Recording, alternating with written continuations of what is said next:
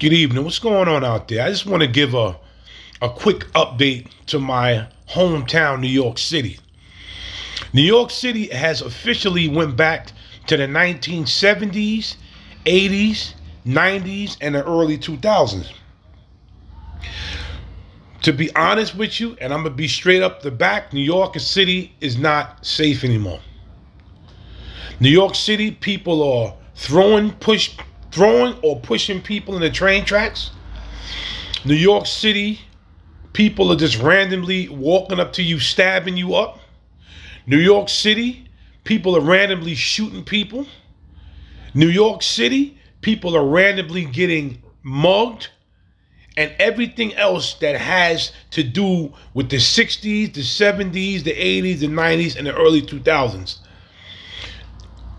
When you come to the city, don't sleep on New York.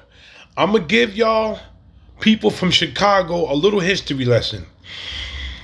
Back in the 70s, back in the 80s, when I was growing up in the 90s, especially the 70s, 80s, New York City always been a killing field.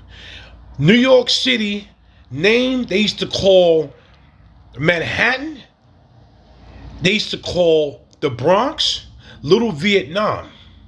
They called Brooklyn Afghanistan.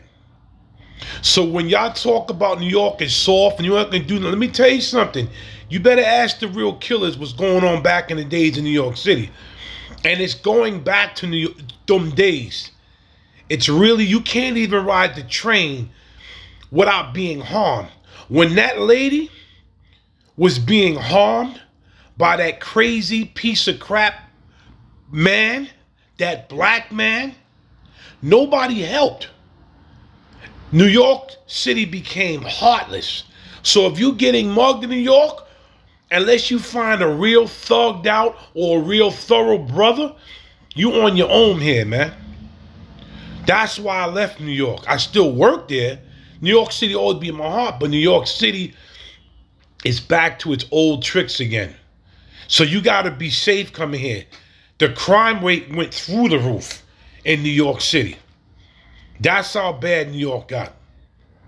So if anybody from Chicago really wants to know about New York, go to YouTube and type in "The Bronx is Burning." That's all I can tell you. Type in "The Bronx is Burning." And New York City, you will see how New York was. Peace.